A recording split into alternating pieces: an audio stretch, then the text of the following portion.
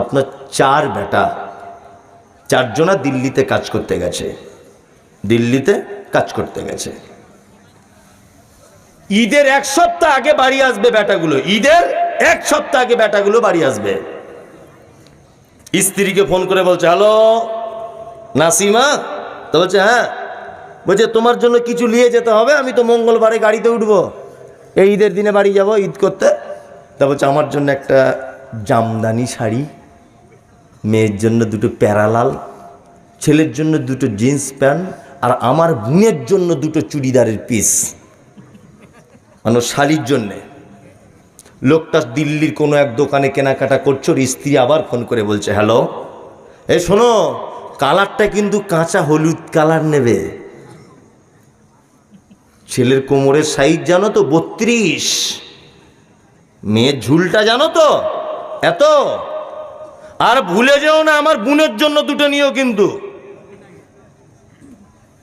সব কেনাকাটা রেডি তোমার?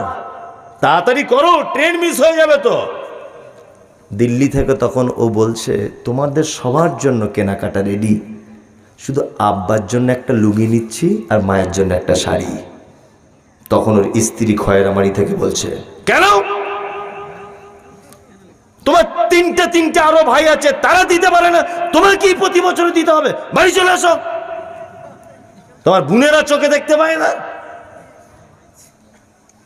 ও বাড়ি চলে এলো। 4 ভাইয়ের একই অবস্থা।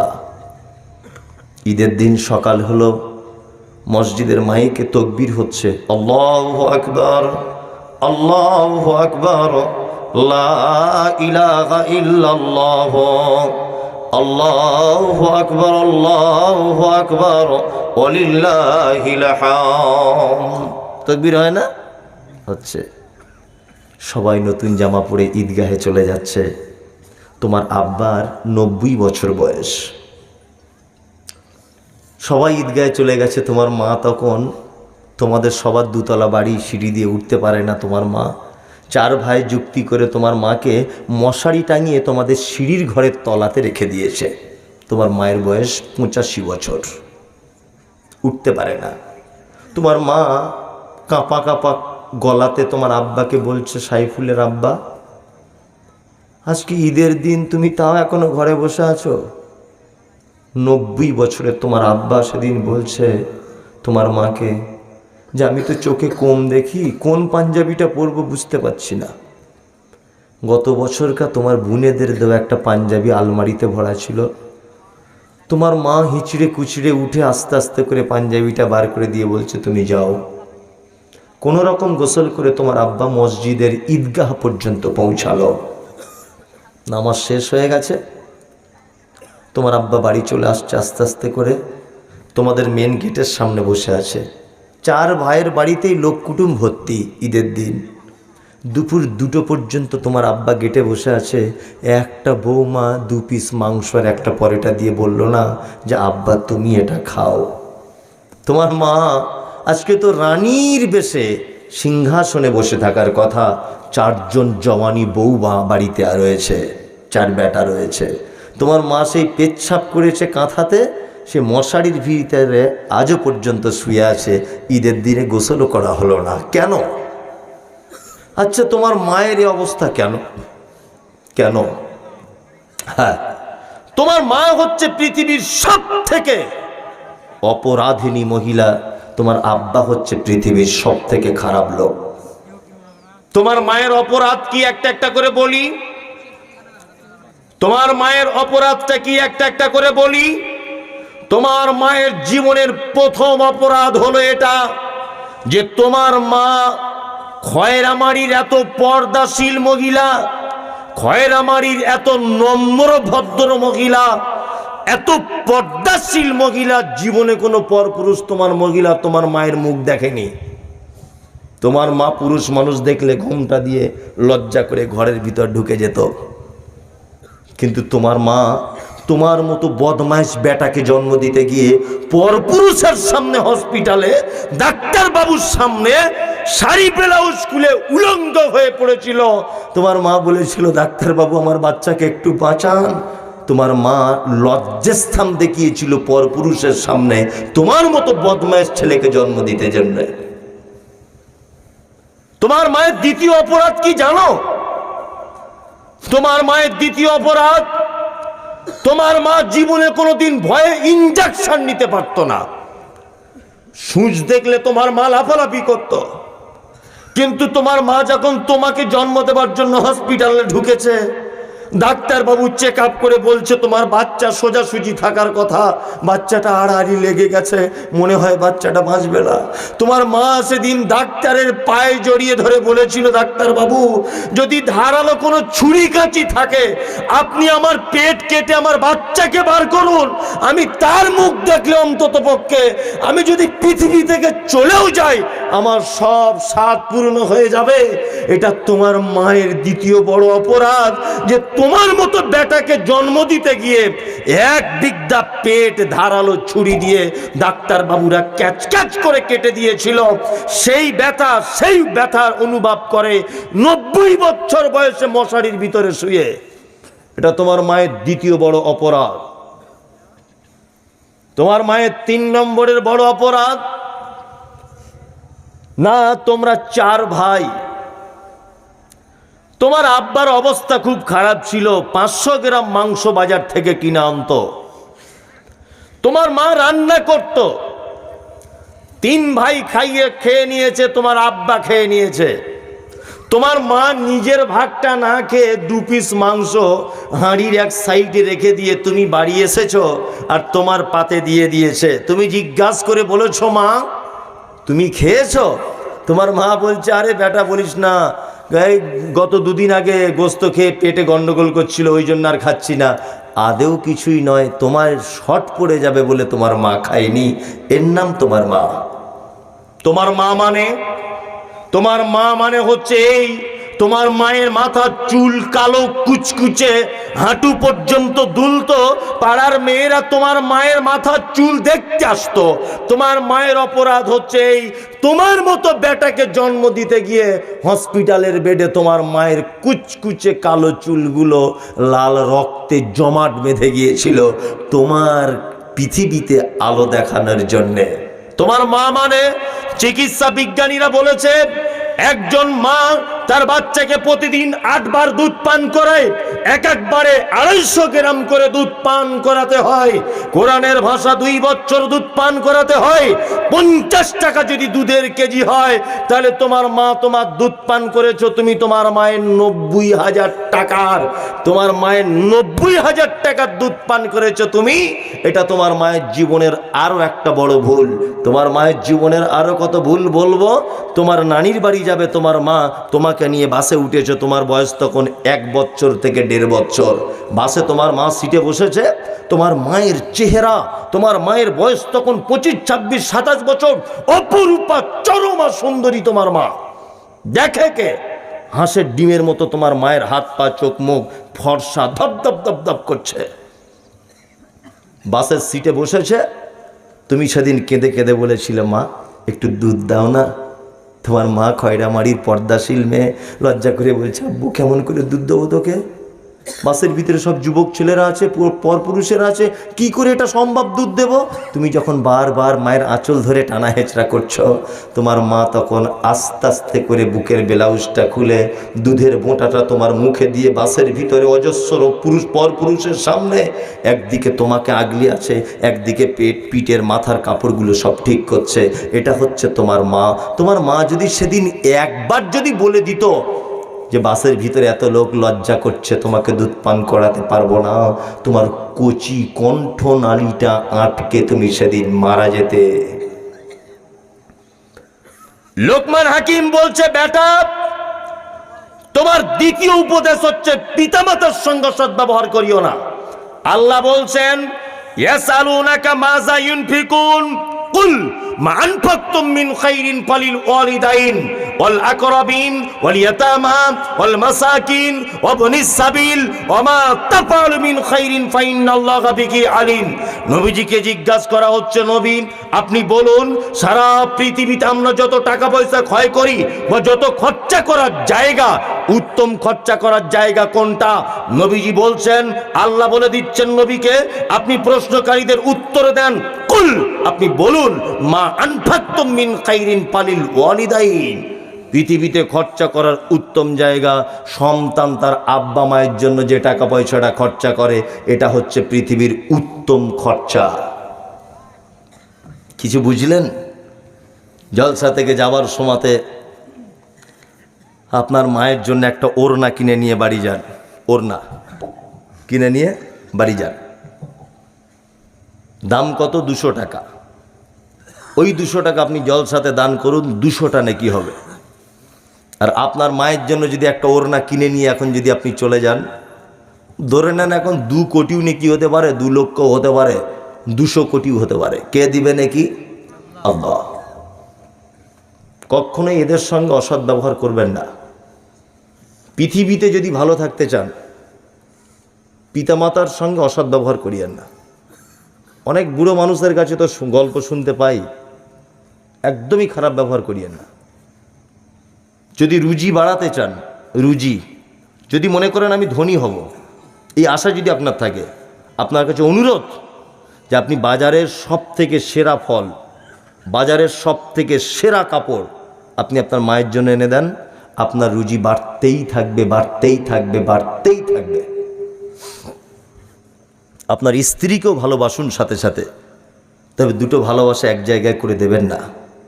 ওর কথা শুনে মাকে কষ্ট দিতে যাবেন না, বিনিময়ে জাহান্নাম। আল্লাহ পিতামাতার ব্যাপারে বলতে গিয়ে এমন একটা শব্দ ব্যবহার করেছেন যা পৃথিবীর অন্য কোনো পাপ বা নেকির ব্যাপারে শব্দ ব্যবহার করা হয়নি। আল্লাহ বলেছেন, উফিউ আলা তানহারহুমা ওয়া কুল্লাহুমা কাওলান কারীমা। তোমার মায়ের সঙ্গে এমন কথা তুমি যদি বলে দাও তোমার আব্বার সাথে, আর তারা যদি শব্দটুকু যদি বলে দেয়, তাহলে কিন্তু তোমার বড় বিপদ। আল্লাহ বলছেন কারিমা, নম্রতার সাথে, ভদ্রতার সাথে, শ্রদ্ধার সাথে তুমি তাদের সাথে কথা বলো। কখনোই যেন কটু কথা বলে তাদেরকে কষ্ট দিও না। ইনশাআল্লাহ আমরা মেনে চলবো, ইনশাআল্লাহ পিতামাতার সঙ্গে সদ্ব্যবহার করবো ইনশাআল্লাহ।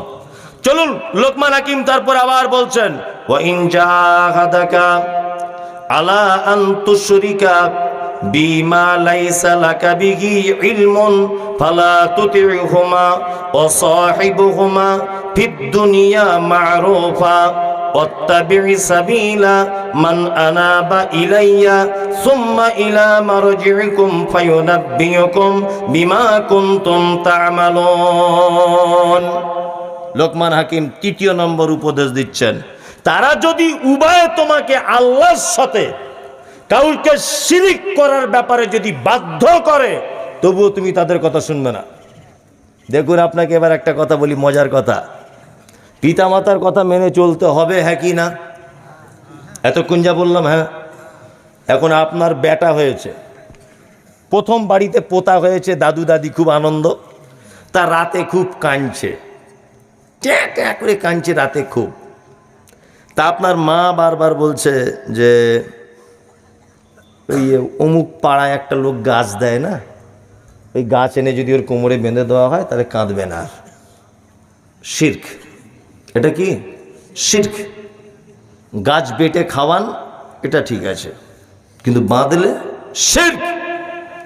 এখন আপনাকে আপনার মা বারবার এ কথা বলছে, ওর কোমরে একটা গাছ বেঁধে দে, ভালো হয়ে যাবে। আপনার মা 1000 বার যদি বলে, মায়ের কথা শোনা যাবে না, একদম শোনা যাবে না। শিরকের ব্যাপারে যদি আপনাকে আহ্বান করে আপনার আব্বা মা, আপোষ করা যাবে না। বাচ্চা ছেলে রোদ্দুরে, শীতকালে রোদ্দুরে দেওয়ার আগে দেখছি এইখানে একটা কালো এরকম হাঁড়ির তলার কালি দিয়ে টিপ পরিয়ে দিয়েছে। আপনাদের এলাকায় দেয় বাচ্চাদের? শিরক, শিরক। যদি বলছি এটা শিরক হবে কেন? আপনার মা এই ধারণা করে পোতার এইখানে টিপ দিয়ে দিয়েছে যাতে কারুর নজর না লেগে যায়। কি বলছি বুঝতে পারছেন না? যাই হোক, আমি আলোচনা এখান থেকে আমাকে বারবার একটা কথা বলা হচ্ছে, আলোচনা আরও হবে। মাঝখানে একটা কথা বলে রাখছি, সেটা হচ্ছে এই যে এই যে একটা বিশাল আয়োজন দেখেছে, এর একটা কম বেশি খরচা হয়েছে, হয়নি? হয়েছে। ওই জন্য ছেলেরা চাদর নিয়ে যাচ্ছে।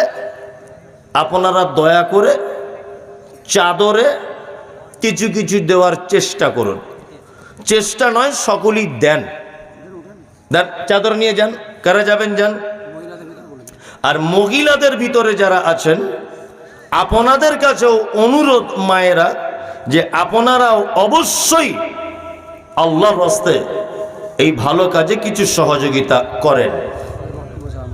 যাই হোক, তারপরে আল্লাহ তাআলা বলছেন, ইয়া বুনাইয়া ইন্নাকা ইন তাকু মিসকালা হাববাতিন মিন খারদালিন ফাতাকুন ফি সাখরাতিন আও ফিস সামাওয়াতি আও ফিল আরদি ইয়াতি বিহাল্লাহ ইন্নাল্লাহা লতীফুন খাবীর। লোকমান হাকিম তার বেটাকে বলছে, বেটা, পাপ, গুনাহ বা পাপ, এটা যদি সরিষার দানা সমপরিমাণও যদি হয়, আর সেটা যদি পাহাড়ের কোনো গর্তের ভিতরে যদি লুকিয়ে রাখা হয়, আমি জানি যে দানের কথা বললে একটা মানুষ আর বুঝবে না। কি বললাম বুঝলো? তার একটা মানুষ বসানো যাবে না, সব মানুষ পালাবে। জি, চাদরটা নিয়ে যান। স্টেজে আসতে হবে না, খুশি হলে দেন। যদি মনে করেন যে দিতে হবে কিছু, তাহলে দেন। আর যারা চলে যাবেন তো চলে যান, আলহামদুলিল্লাহ, কোনো সমস্যা নেই। লোকমান হাকিম তার বেটাকে আবার বলছেন, বেটা, পাপ ছোট হোক বা বড় হোক, তুমি তার থেকে নিজেকে আটকাও। আর সেই পাপ এটা মাথায় রেখে দিও, যদি পাহাড়ের কোনো গুহার ভিতরেও সেই পাপকে যদি চুপিয়ে রাখা হয়, তবু আমার আল্লাহ কি করেন? কি খবর রাখেন। কোরআনে কিছু কিছু শব্দ আছে সত্যি খুব মানে আশ্চর্য শব্দ, যেমন লতীফুল খবীর। লতীফ মানে একেবারে সূক্ষ্ম জিনিস, এরও খবর রাখেন কে? আল্লাহ। সারা পৃথিবীর সব থেকে বড় প্রাণী, তার নাম ধরে নেন হাতি। এত বড় প্রাণী, সে প্রত্যেক দিন কুইন্টাল কুইন্টাল কার খাবারের প্রয়োজন হয়, কিন্তু পিপিলিকা একটা সামান্য প্রাণী, আল্লাহ বলছে তারও যদি খাবার প্রয়োজন হয়, আমি আল্লাহ আসমান থেকে সেটা ব্যবস্থা করে দিই। তার ক্ষুধা লাগলে কতটা খাবারের প্রয়োজন, আমি আল্লাহ সেটা উপর থেকে ব্যবস্থা করে দিই। শুধু এই নয়, কাল বৈশাখের কুজ্ঝটিকার দিনে, ঝড় বৃষ্টির টাইমে একটা পিপিলিকা যদি এক প্রান্ত থেকে আরেক প্রান্ত যদি হেঁটে হেঁটে যায়, রুজি তলাশ করতে করতে, আল্লাহ বলছে তার পায়ের আওয়াজটা আমার কাছে আসে। আমি হলাম লতীফুল খবীর। খুব সূক্ষ্ম জিনিস আমি শুনতে পাই, বুঝতেও পারি আমি। আশ্চর্য ব্যাপার। মালিয়ালমের যারা মালিয়ালম ভাষায় কথা বলে, তারাও দোয়া করছে, আল্লাহ বুঝতে পারছে। বাঙালি, সেও দোয়া করছে, আল্লাহ বুঝতে পারছে। তেলেগু, সেও দোয়া করছে, আল্লাহ বুঝতে পারছে। জি, একজন বোবা, সে হাত তুলে নিজের মনের কথা বলতে চাইছে, সেটাও কে বুঝতে পারে? আল্লাহ বুঝতে পারে। পাপ ছোট হোক বা বড় হোক, তার থেকে বাঁচার চেষ্টা করি ইনশাল্লাহ, বাঁচার চেষ্টা করি ইনশাল্লাহ। কয়েকটা পাপের কথা বলে দিচ্ছি এবারে, এই পাপগুলো থেকে বাঁচুন, অবশ্যই বাঁচার চেষ্টা করুন। এক, আমাদের নবী মুহাম্মদ সাল্লাল্লাহু আলাইহি ওয়াসাল্লাম তিনি বলছেন, মান কানা ইউমিনু বিল্লাহি ওয়াল ইয়াউমিল আখির, ওই লোক কিয়ামতকে বিশ্বাস করে না, ও আল্লাহকেও বিশ্বাস করে না, কে সে? ফাল ইকরিম যাইফাহু, যে তার মেহমানের সঙ্গে অসৎ ব্যবহার করে। আমাদের পাড়া গ্রামের অধিকাংশ মানুষের বাড়িতে রিপোর্ট নিলে পাওয়া যাবে যে ভাইয়ের সঙ্গে তার সম্পর্ক খারাপ, বোনেদের সঙ্গে কোনো সম্পর্ক নেই আজকে 12 বছর। কারণ ওরা জমি ভাগ করে নিয়ে চলে গেছে, তাই তোর বাপের জমিও পাবে না। হ্যাঁ, বাপের জমি পাবে না? আপনার স্ত্রী তো বোনেদের কথা বললে তেলে বেগুনে ওঠে, ওদের কথা একদম মুখে আনো না, সব সয় সম্পত্তিগুলো নিয়ে চলে গেল, তাহলে যাবে না? তার বাপের জমি সে ভাগ পেয়ে চলে যাবে না? আশ্চর্য ব্যাপার। বলুন, জমি জায়গা নিয়ে গেছে বলে বাপের বাড়ি তার বাপের ভিটেতে ঢুকতে পারে না, এরকম একসার ঘটনা আছে না নেই? আছে। অথচ কোনো ব্যাপারই নয়। আবার অনেক মানুষ খারাপ মনে করে, দেখ শ্বশুরের সম্পত্তি বিক্রি করে নিয়ে এসেছে মানে তার স্ত্রীতে এমনি পাবে, এটা আল্লাহর অর্ডার আছে, সে বিক্রি করতেই পারে। অধিকাংশ আমাদের ভিতরে আত্মীয়তার সম্পর্ক একদম ভালো নাই, একদম ভালো নাই। মানে আমরা খুব জ্ঞানী লোক, চালাক লোক। তো মেয়ের শ্বশুর যখন আসে, মেয়ের শ্বশুর বড় বড় মাছের মাথা, আর সে কলিজা ভুনার তরকারি, আর ফোলা ফোলা লুচি, আর ওই শৈলেনের দোকানের বড় বড় রসগোল্লা। কারণ না, মেয়ের শ্বশুর এসেছে, তাই সেখানে আমার মেয়ে আছে। আর বৌমার যখন বাপ এসেছে, ওর মুখে যেন মেঘ করেছে। কি বলছি, বুঝতে পারছেন না কথাটা? বৌমার বাপ এসেছে, ওই লোকটারই দেখছি মুখে মেঘ হয়েছে, বৃষ্টি হওয়া সম্ভব না, কিছুই নাই। এরকম লোক খুঁজে পাওয়া যায় কি যায় না? যায়। এ কেমন আত্মীয়তা? নবীজি বলেছেন, ইকরিম সাইফাহু, অবশ্যই সে যেন তার মেহমানের সম্মান করে। আমি আপনার বাড়িতে যদি যাই, আপনি আমার বাড়িতে যদি আসেন, অবশ্যই আপনার উপরে আমার একটা হক, আমার উপরে আপনার একটা হক আছে, মেহমান আর মেজমান। ওই জন্য আপনার কাছে বিনীত অনুরোধ, নবীজি বলেছেন মেহমানের সঙ্গে অসৎ ব্যবহার করা, আত্মীয়তার সম্পর্ক ছিন্ন করে দেওয়া, এটা পৃথিবীর বড় পাপের ভিতরে একটা পাপ। 2, আল্লাহ নবী সাল্লাল্লাহু আলাইহি ওয়াসাল্লাম বলেছেন, ওমান কানা ইউমিনু বিল্লাহি ওয়াল ইয়াউমিল আখির ফালইউজি জারাহু। ওই লোক আল্লাহকে বিশ্বাস করে না, ও কিয়ামতকেও বিশ্বাস করে না। বলছে কে সে? যে তার আত্মীয় বা তার পাড়া প্রতিবেশীর সঙ্গে অসৎ ব্যবহার করে। পাড়া প্রতিবেশীর সঙ্গে তো আমাদের কারোর সঙ্গে কারোর কথা নাই। এ ডান দিকে চললে ও বাম দিক দিয়ে দেখছি ঘুরে ঘুরে আসছে, এরকম আছে না নেই? আবার দেখছি লোকটা তসবিহ হাতে করে মসজিদেও যাচ্ছে না? আবার দেখছি লোকটা দাড়িওয়ালা, টুপিওয়ালা, মুসল্লি লোক, অথচ প্রতিবেশীর সঙ্গে তার কোনো সম্পর্ক ভালো নাই। নবীজি বলছেন, একটা লোক মারা গেল, তার প্রতিবেশী 40 জন লোক যারা কখনো আল্লাহর সঙ্গে কাউকে শরীক করেনি, এইরকম 40 জন লোক যদি তার পক্ষে কথা বলে যে লোকটা খুব ভালো ছিল, তাহলে আশা করা যায় ওই 40 জনের রায় অনুযায়ী আল্লাহ সুবহানাহু ওয়া তাআলার রায় হতে পারে। আর 40 জন মানুষ যদি এরকম বলে, তাহলে মরে গেছে, ঠিক হয়েছে, মরে গেছে, খুব হয়েছে, পাড়াটা খুব জ্বালিয়ে খাচ্ছিল, এরকম বলে কি বলে না? বলে। এইরকম যদি বলে দেয়, তাহলে তার অবস্থা খারাপ। আল্লাহ নবী সাল্লাল্লাহু আলাইহি ওয়াসাল্লাম বলেছেন, কোনো প্রতিবেশী যেন আর একটা প্রতিবেশীর দেওয়ালে কাঠ, কুঞ্চি, এই জাতীয় কোনো জিনিস যেন রাখতে নিষেধ না করে। এই মমতাজুল ইসলাম গরিব মানুষ, আমার বাড়িতে কল নেই, তা আমার স্ত্রী 2 দিন আপনাদের বাড়িতে পানি আনতে গেছে, তা আপনার স্ত্রী বলছে, বুবু আজকে 2 দিন তো হয়েই গেল, এবার তোমাদের কলটা সারো, আমাদের কলে আর আসতে হয় না, এলে কল খারাপ হয়ে যেতে পারে। অথচ ওদের বাড়ির 35 জন অটোমেটিক কলটা ধরে এরকম করে চাপছে, তখন কল খারাপ হয় না। আমার বউ 2 দিন গেছে বলে কল খারাপ হয়ে যাবে? হ্যাঁ, আল্লাহ আপনার ব্যাপারে বলতে গিয়ে বলেছেন, ওয়ায়ামনাউনাল মাউন, ওয়ায়ামনাউনাল মাউন, ওদের জন্য দুর্ভোগ, ওদের জন্য অকল্যাণ, যারা তার প্রতিবেশীকে সামান্য উপকার করা থেকে নিজেকে হটিয়ে রাখে। নবীজি বলছেন, ওর তো ঈমানই নেই যে প্রতিবেশীর সঙ্গে অসৎ ব্যবহার করে। নাম্বার 3, আল্লাহ নবী সাল্লাল্লাহু আলাইহি ওয়াসাল্লাম তিনি বলছেন কি, যে যার জবান আছে মিষ্টি কথা বলে, নতুবা সে চুপ থাকবে। জবান আছে বলে উল্টো পাল্টা কথা বলা যাবে না। হ্যাঁ, জবান আছে, ক্ষমতা প্রয়োগ করতে যাবেন না, কাউকে গালাগালি কটু কথা বলতে যাবেন না। আগেই আপনাকে প্রথমে একটা কথা বলেছিলাম যে মানুষের দেহে সব থেকে নিকৃষ্ট জিনিস কি? জিহ্বার হৃৎপিণ্ড। সব থেকে উৎকৃষ্ট জিনিস কি? জিহ্বার হৃৎপিণ্ড। আপনি ভাষা খারাপ করিয়েন না।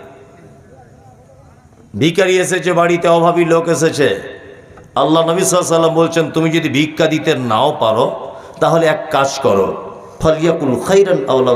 আল্লাহ নবী সাল্লাল্লাহু আলাইহি ওয়াসাল্লাম বলছে আফজালুল কওল সাদাকাতুন, উত্তম কথা বলো তাকে। দেখুন, ইসলাম শুধু দাওয়াত আর তবলিগের মাধ্যম দিয়ে কিন্তু আসেনি। ইসলাম শুধুমাত্র মানুষের কাছে কোরআনের দাওয়াত এর মাধ্যমে শুধু ইসলাম আসেনি। ইসলাম কিন্তু এসেছে অনেকটা ব্যবহারের দিকেও নির্ভর করে। মুহাম্মদ সাল্লাল্লাহু আলাইহি ওয়াসাল্লামের অনেক ব্যবহারের কারণেও মানুষ মুগ্ধ হয়ে ইসলাম গ্রহণ করেছে। করেছে না? করেছে। জবান যে কোনো জায়গায় ব্যবহার করিয়েন না, একটু ভালো জায়গাতে ব্যবহার করার চেষ্টা করুন। যাই হোক, রাত্রি অনেক হলো, মানে এখনকার কোনো জলসা 11টা, খুব জোর হলে 12টা পর্যন্ত যায়। মানে মানুষ তো সব ব্যস্ত, সকাল হলে কেউ দার্জিলিং যাবে, কেউ জার্মান, জাপান, সব টিকিট কাটা আছে রেডি, বুঝলেন না? অনেক ব্যাপার আছে, কারো 5 বিঘে জমিতে ভুট্টা লাগাতে হবে, এইসব নানান কাজ, তাই না? কারো টিকিট কাটা আছে, অনেক ব্যাপার মানুষের। এইখানে মানে বসতে চায় না। আসলে আমরা যারা জলসা দিই আমরাও তো বোকা, আমরাও খুব বোকা। যদি বলছেন কেমন, রাজনীতি দলের জলসা টলসা হলে তবুও ঘোষণা হয় যারা যারা যাবি তোর বাপের নামে বৃদ্ধ ভাতা করে দেবো, যদি মিটিংয়ে না যাস তাহলে টাকা যেটা আছে ওটা কেটে দেবো, একটা ব্যাপার থাকে। কিন্তু আমরা যারা জলসা দিচ্ছি আমরা কিছু টাকাও দিচ্ছি না, ফালতু টাইম। আর বলছে নামাজ পড়ো, রোজা করো, আবার লাস্টে বলছে পকেটে যা আছে জলসা দিয়ে তবে ঘর যাও। যে বলুন তো, এই 2023 সালে এসব কেউ শোনে? বলুন, আসছে সে খরচা করে, ডেলিগেট ফি খরচা করে খেতে হচ্ছে, আবার বলছে পকেটে যা আছে তাই দাও। কি বলছি বুঝতে পারছেন? আমাদের গ্রামের একটা লোক ঈদের নামাজ পড়তে যায়নি, ঈদের বাড়িতে বসে আছে। তা ওই লোকটাকে জিজ্ঞাসা করছি, চাচা তুমি ঈদের নামাজ পড়তে গেলে না, আজকে এটা ঈদের দিন বলে দিন। তা বলছে সত্যি কথা বলছি মৌলভী সাহেব, ভয়ে যায়নি। বলছি কেন? বলছে জামাইকে দিয়েছি জিন্স প্যান্ট, বউকে দিয়েছি শাড়ি, 4টে মেয়ে জামাই সবাইকে দিয়েছি, আমার এখন পকেট খালি, আমি নিজে জামা কাপড় কিনতে পারিনি। কিন্তু আল্লাহর কাছে যে গিয়ে একটু চাইবো ঈদের নামাজ পড়ে, আমি চাওয়া দূরের কথা, মসজিদ কমিটি বলছে ঈদগাহ বাড়াবো, টাকা দাও। তা কোন দিকে যাবো ওই ভয়ে আর যাইনি, যে ওইখানে তো চাওয়ার রাস্তা বন্ধ, আমি চাইবো কি আমার কাছে চাইছে। বলছে ওই ভয় আর মনীষা ঈদের নামাজ পড়তে এবছর আর যায়নি। কি বুঝতে পারছেন? হ্যাঁ, এটা 2023, আজকে 2 তারিখ। মানুষ এই সমস্ত জায়গাতে বসবে না। আপনার কাছে বিনীত অনুরোধ, পাপ এটা ছোট হোক বা বড় হোক, ছোট বলে মনে করবেন না যেটা কোনো পাপ নয়। হয়তো দেখবেন কিয়ামতের মাঠে এইটার কারণে আপনি আটকা পড়ে গেছেন। অনেক সময় হয় না, ছোট্ট একটা পাপ, তার কারণে দেখবেন কি আপনি আটকা পড়ে গেছেন, তখন বিপদ হবে কি হবে না? লোকমান হাকিম তার বেটাকে ডেকে বলছে, বেটা পাপ ছোট হোক আর পাপ বড় হোক, পাপ যদি তোমার লোহার ভিতরে, পাথরের ভিতরে যদি লুকিয়েও রাখা হয়, আমার আল্লাহ সেটা দেখতে পাবে। পৃথিবীর কেউ দেখতে পাক না পাক, কে দেখতে পাবে? আল্লাহ সুবহানাহু ওয়া তাআলা দেখতে পাবে। এইবার আপনাকে একটা পাপী মানুষ দেখাই, পাপী মানুষ আপনাকে একটা দেখাই, আল্লাহর প্রতি কত ভয় তাদের। গামেদি গোত্রের একজন মহিলা, গামেদি গোত্রের, এই মহিলাটি ব্যভিচার করেছে। তা আল্লাহর নবী সাল্লাল্লাহু আলাইহি ওয়াসাল্লামের কাছে এসে বলছেন যে আল্লাহর নবী, আপনি দয়া করে আমাকে একটু পবিত্র করে দেন। আল্লাহর নবী বলছেন, মহিলা তুমি করেছো কি তা পবিত্র করব? এই কথা বলে আল্লাহ রাসূল মুখটা এইরকম ভাবে ঘুরিয়ে নিলেন।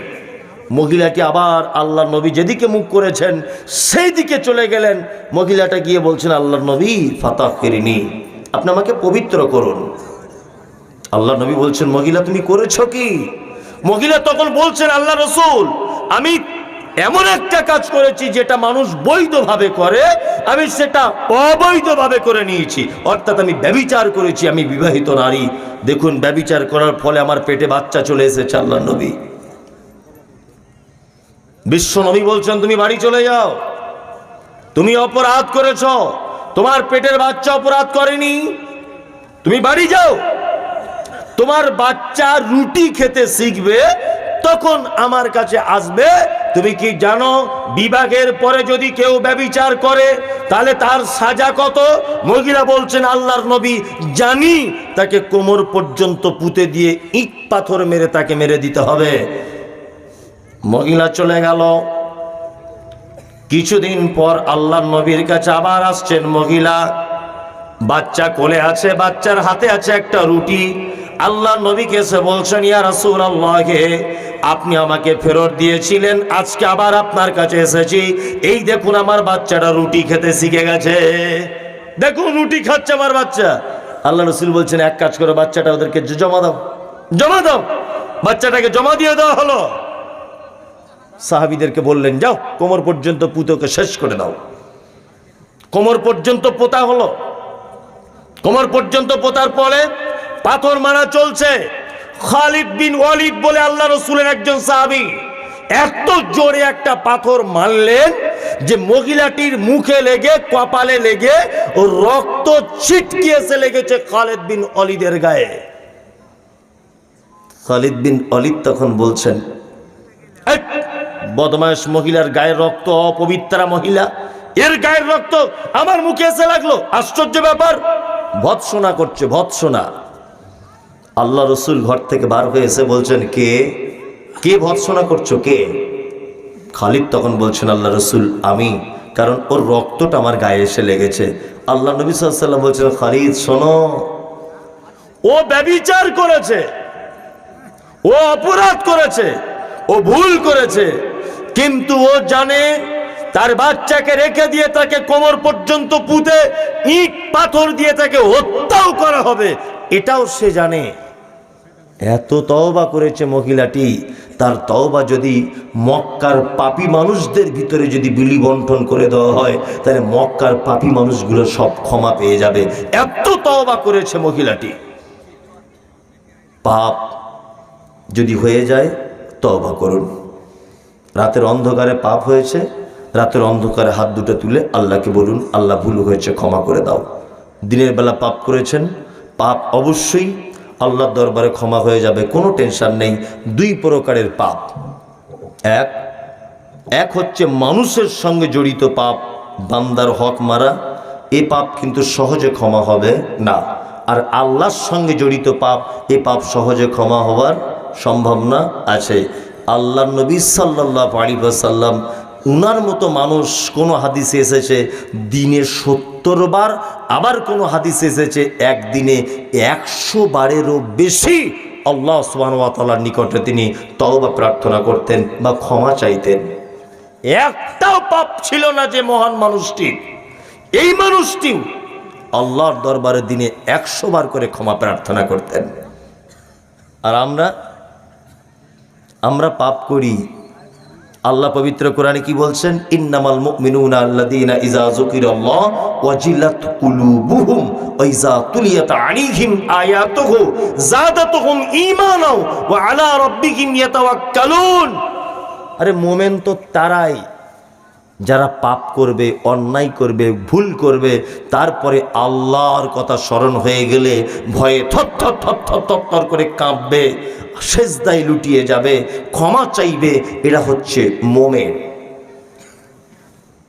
তার মানে পাপ যদি হয়ে যায়, এটা মাথায় রাখবেন, গোপনে গোপনে ক্ষমা চাওয়ার চেষ্টা করবেন। আমাদের অভ্যাস বড় খারাপ। রাতের বেলা পাপ করেছি, সকালে উঠে চায়ের দোকানে বলছে সারা রাত আজকে অমুকের সঙ্গে কথা হয়েছে আমার, অথচ পাপ করেছে। সারা রাত কারুর সঙ্গে হোয়াটসঅ্যাপে অনলাইন করেছে, চ্যাটিং করেছে, সকালে আবার বন্ধু বান্ধবকে খুব গর্ব করে বলছে, মানে অহংকার করে, দেখ আমি ওর মতো এর সাথে চ্যাটিং করে দিলাম। এগুলো হয় কি হয় না? হয়। পাপও করছি অথচ বলে বলেও বেড়াচ্ছি। আল্লাহ তুমি আমাদের সকলকেই পাপ থেকে ছোট হোক বা বড় হোক বাঁচার তৌফিক দান করো। বলুন আমিন, আমিন, আমিন। এতক্ষণ পর্যন্ত যেগুলো শুনলাম আল্লাহ তুমি আমাদের আমল করার তৌফিক দান করো, আমিন। যারা অসুস্থ তুমি তাদেরকে সুস্থতা দান করো, আমিন। যারা এখানে আমরা বসে আছি আপনাদের কাছে বিনীত অনুরোধ, এই জলসাটা করতে অনেক টাকা খরচা হয়েছে, আপনারা দয়া করে এই পয়সা কিছু কিছু করে দেন। মাশাআল্লাহ, একজনা দিয়েছেন ৮,০০০, একজন দিয়েছেন ৫,০০০। আল্লাহুম্মা সাল্লি আলাইহি আল্লাহুম্মা বারিক আলাই। মাস্টার আব্দুর রশিদ, না আব্দুর রশিদ তো নাম হয় না, শুধু রশিদ। হ্যাঁ, শুধু রশিদ, আব্দুর রশিদ নাম তো রাখা যাবে না, শুধু রশিদ। মাস্টার রশিদ সাহেব উনি দিচ্ছেন ৫,০০০ টাকা। আল্লাহুম্মা সাল্লি আলাইহি আল্লাহুম্মা বারিক আলাইহি। আল্লাহ তুমি তার দানে কবুল করে নাও, তার মালে বরকত দাও এবং তার ফ্যামিলিতে সচ্ছলতা দান করো, সংসারে হামদর্দি পয়দা করে দাও। এতটুকুই আল্লাহ তুমি আমাদের পক্ষ থেকে কবুল করো, আমিন। যারা অত্র জলসা করার জন্যে সার্বিক আরো অন্যান্যভাবে সহযোগিতা করেছেন আল্লাহ তুমি তাদেরকে ক্ষমা করে দাও, আমিন। আরে অন্ততপক্ষে আমিনটা এত কিরিবন লোক কেন আপনি? দোয়া কি আমার জন্য করছি যে আমি মমতাজুল ইসলাম, আল্লাহ কোটি কোটি টাকা দাও? একটা অপশান রয়েছে, একটা ভালো অপশান যে আমি এই মুহূর্তে একজন মুসাফির। হাদিসে আছে ৩ জন লোকের দোয়া কবুল হয়, তার মধ্যে মুসাফির। মুসাফির বক্তা হবে না, চোর হবে না, গুন্ডা হবে না, মাস্টার হবে, লুঙ্গি পরে থাকবে না, আন্ডার প্যান্ট পরে থাকবে। আল্লাহ নবী এ কথা বলেননি, তিনি বলেছেন মুসাফির। তা দোয়া করছি অন্তত মুখটা খুলে জবানটা পড়ে বলুন যে আমিন। এখন আর বলতে হবে না, এখন ঢং করে আবার জোরে বলছে। ফেরেশতারা বুঝতে পেরে গেছে ও কি চিজ, কি বলছি বুঝতে পারছেন না? এই যে এটা বাংলাদেশের যদি স্টেজ হতো তা আমিন আর সুবহানাল্লাহতে প্যান্ডেল উড়িয়ে চলে যেত উপর দিকে। দেখছেন না কেমন করে, যেমন তেমন কিছু হলেই গাছে উঠে নাচছে। এত ওদের বক্তার জোশ বাড়িয়ে দেয় ওরা, বুঝলেন তো? তবে সেটা হাদিসে থাক আর যাক, কোরআনে থাক আর না থাক, তাই না? যাই হোক, আলহামদুলিল্লাহ যারা দিয়েছেন যোগ্যতম সভাপতির সভাপতিত্বে আজকের জলসা সাকসেসফুল। আর পূর্বের বক্তাগণও খুব জ্ঞানী মানুষ ছিলেন, বক্তব্য রেখেছেন। আমিও টোটাপাটা ভাষাতে কিছু রাখলাম। এতক্ষণ পর্যন্ত যে আলোচনা হলো আল্লাহ তুমি আমাদের সকলকে আমল করার এবং মেনে চলার তৌফিক দান করো, আমিন, আমিন। এই মুহূর্তে আপনাদের কাছে বিনীত অনুরোধ করে যাচ্ছি দুটো জিনিস। এক, প্রত্যেক নামাজের পরে একটুখানি টাইম লস করে হলেও ফিলিস্তিনিদের জন্য একবার দোয়া করিয়েন, এটা আপনাদের কাছে বিনীত অনুরোধ। অন্ততপক্ষে কিছু করতে পারেন না পারেন এতটুকু বলিয়েন যে আল্লাহ ওখানকার মুসলিম, মুসলিমা, আবেদ, আবেদি যারা নির্যাতিত, আল্লাহ তুমি তাদের হয়ে বা তাদের পক্ষে হয়ে যাও, বা ইহুদিদেরকে ধ্বংস করে দাও। কিছু একটা দোয়া করিয়েন যে আল্লাহ তুমি তাদের সহযোগিতা করো। ইনশাল্লাহ প্রত্যেক নামাজের পরে এই দোয়া করবেন, ইনশাল্লাহ, ইনশাল্লাহ। আর কেউ কিছু বলবে? কেউ কিছু বলবে? হ্যাঁ, মজলিস ভাঙার দোয়া বলে দেন, সুবহানাক আল্লাহুম্মা ওয়া বিহামদিক।